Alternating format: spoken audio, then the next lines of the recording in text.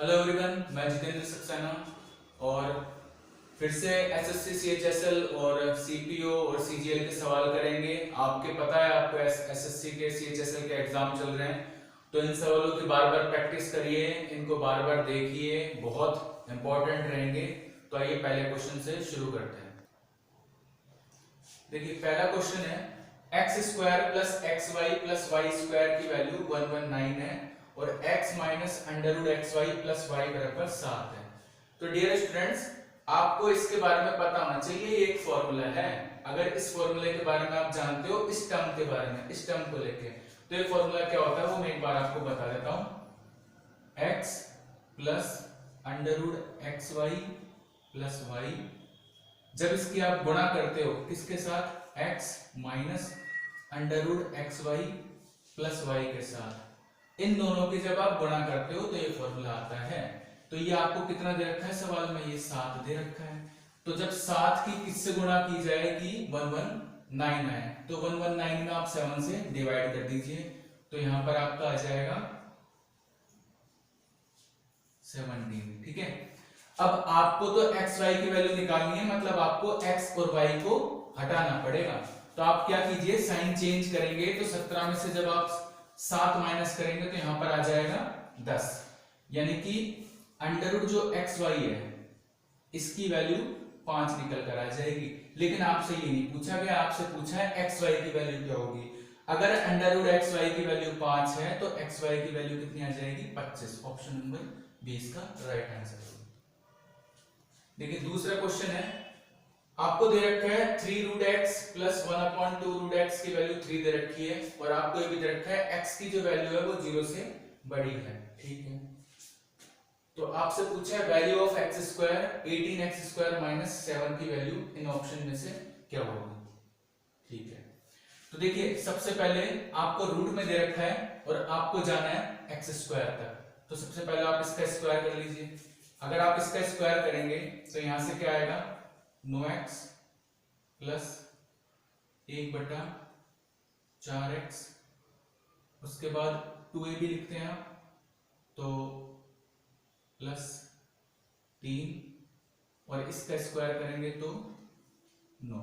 ठीक है, अब आपको पता है 3 इधर जाकर माइनस का हो जाएगा, तो एक्चुअल में आपके पास 9x प्लस 1/4x, इसकी वैल्यू 6 आ गई। ठीक है, लेकिन अभी भी आप x तक ही पहुंचे हैं, आपको अभी भी एक्स स्क्वायर तक जाना है। फिर इसका स्क्वायर कर दीजिए, तो 81x square plus 16x square, और फिर आप लिखेंगे प्लस का 2ab, तो 18, यानी कि 9/2, 9 दूनी 18 हो जाएगा, 18 के नीचे 4 आ जाएगा, यानी कि 9/2 हो जाएगा, और यहाँ पर आपका आ जाएगा 36। ठीक है, तो अब आप इसको इधर जाकर माइनस करेंगे, तो देखिए एक्चुअल में 81x square plus 1/16x square, इसकी वैल्यू क्या निकल कर आएगी, तो यह आ जाएगी आपकी 63/2। जब आप 9/2 को इधर जाकर माइनस करेंगे तो 36 दूनी 72, 72 में से आपको 9 कम करना है, तो 63 और नीचे 2 आ जाएगा। लेकिन आपको 81 नहीं पूछा, आपसे पूछा है 18 लाओ, तो 18 लाने के लिए आप क्या कीजिए, ये पूरी समीकरण है आपकी। ठीक है, हमको यहाँ पर 18 लाना है, तो अगर 18 तो कभी आएगा जब मैं 2/9 से गुणा कर दूंगा, तो 2/9 से गुणा करते ही आप देखो क्या होगा, ये 9 बार कटेगा, ये 18 आ जाएगा, 18x स्क्वायर, फिर उसके बाद 2 से ये कट जाएगा। ठीक है, 2 से ये कट जाएगा 8 बार, तो 72x स्क्वायर, और बराबर आप इसको भी करोगे तो 2 से 2 कट जाएगा, 9 से ये 7 बार। तो अब आप एक चीज देखिए, 18x स्क्वायर माइनस 7, और यहां पर भी 18x स्क्वायर आ गया, ये 7 इधर आ जाएगा, तो 18x स्क्वायर माइनस 7 की वैल्यू कितनी आ जाएगी, 18x स्क्वायर माइनस 7 की वैल्यू सवाल में कितनी दे रखी है, ये इधर जाकर माइनस का 1/72 एक्स स्क्वायर, और साथ में एक्स स्क्वायर भी है, तो ये एक्स स्क्वायर से एक्स स्क्वायर कट जाएगा, तो आपका जो आंसर आएगा वो माइनस का 1/72 72 आ जाएगा। ऑप्शन नंबर डी इसका राइट आंसर हो जाएगा। देखिए क्वेश्चन नंबर तीसरा बहुत ही अच्छा क्वेश्चन है। जो n और p है वो इंटीजर्स दे रखे हैं, पूर्णांक, और जो p है वो 0 से बड़ा है, 0 के इक्वल है, इसी तरीके से जो 9 है उससे छोटा है या इक्वल है, और n अपॉन 540 की वैल्यू इस तरह से दे रखी है, और यहाँ पर बार भी लगा हुआ है, मैं लगाना भूल गया था, और n प्लस p की वैल्यू आपसे पूछी है, n प्लस p की वैल्यू क्या होगी। तो देखिए जब आप इस तरह का क्वेश्चन करते हैं तो आपको सबसे पहले पता है बार हटाना पड़ेगा। जब आप बार हटाएंगे, ठीक है, तो आपको पता है यहाँ पर नीचे कितना आ जाएगा, 9 9 और 9 आएगा। बार हटाते ही आपको पता है 9 9 9 आता है।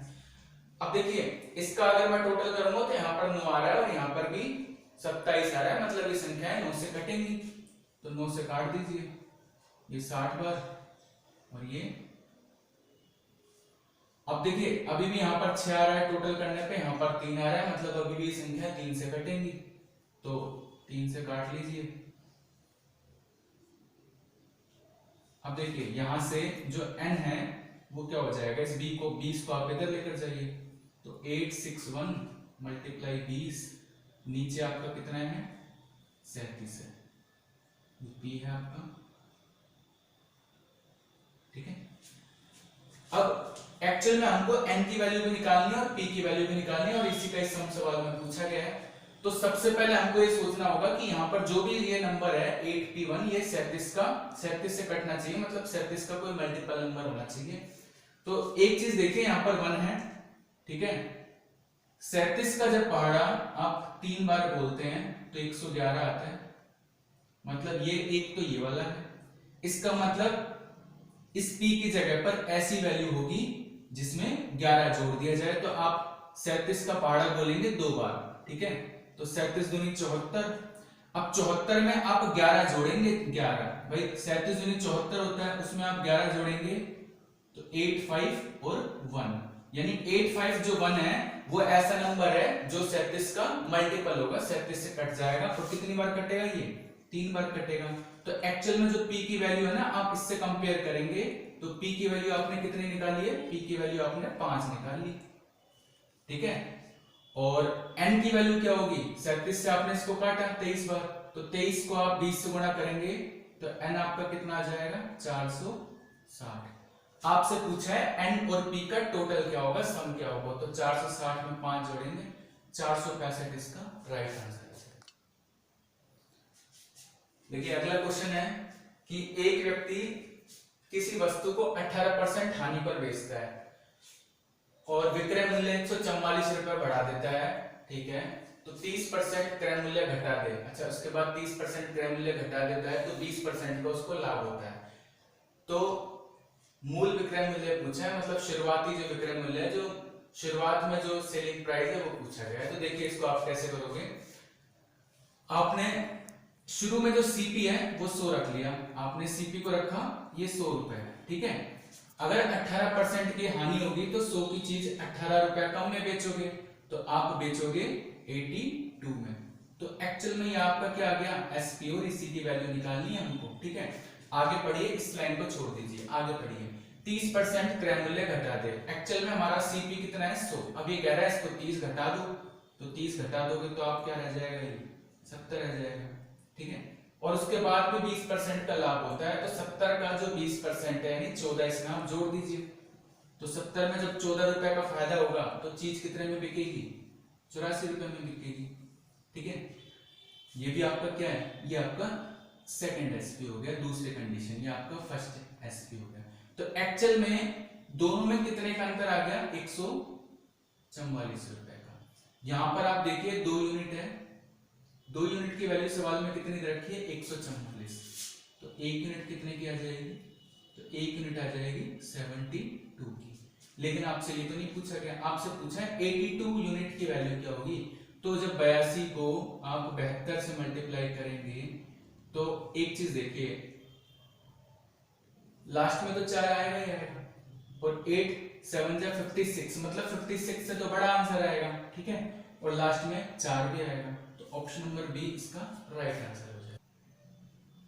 ठीक है, अगला क्वेश्चन है कि किसी कक्षा में जो विद्यार्थी है इनका औसत भार 45 किलोग्राम है, 45 किलोग्राम था। ठीक है, बाद में 44 किलो, 38.5 किलो, 42 किलो और 44.5 किलोग्राम वाले 4 विद्यार्थी शामिल हुए। ठीक है, नए 4 विद्यार्थी शामिल हो गए और उससे औसत वजन आपका कम हो गया, 0.44 किलोग्राम कम हो गया। ठीक है, तो शुरुआत में पूछ रहा है कितने विद्यार्थी थे, पहले बताना है, मतलब 4 तो बाद में शामिल हुए हैं। ठीक है ना, आपको तो पहले के बताने हैं, यानी 4 कम करके बताना है आंसर में जो भी है। तो आप औसत भार से आप इनकी तुलना कर लीजिए। औसत 45 है, तो 45 से एक्चुअल में कितना कम है, तो आप कहेंगे 1। ये कितना कम है, तो ये 6.5 कम है। ये कितना कम है, तो ये 3 कम है। और ये कितना कम है, तो आप कहोगे 0.5 कम। ठीक है, तो एक्चुअल में इनका टोटल कितना हो गया, 6.5, 9.5, 10 और 1 11 किलोग्राम आप कह रहे हो कि जो वजन है वो कम हो गया। देखिए 11 किलोग्राम वजन कम हो गया है और एक्चुअल में औसत कितना कम हुआ है, तो आप कहोगे 0.44। तो इस पॉइंट को हटाओगे, ऊपर आप लगाओगे 100, 11 से इसको आप काटोगे 4 बार, 4 से इसको काटोगे तो 25। यानी कि जब 4 विद्यार्थी शामिल हुए तो 25 विद्यार्थी हो गए। 4 विद्यार्थी जब शामिल हुए, यानी नए विद्यार्थियों की संख्या पूछता तो आप कितने पे टिक कर देते, 25 पे, लेकिन इसने पूछा क्या है कि शुरुआत में कितने थे, प्रारंभ में, तो 4 हटा दीजिए इसमें से। तो इसका आंसर कितना जाएगा, 21 इसका राइट आंसर हो जाएगा।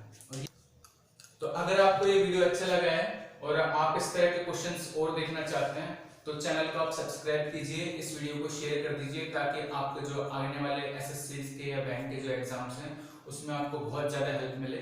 तो आज की वीडियो में इतना ही, थैंक यू।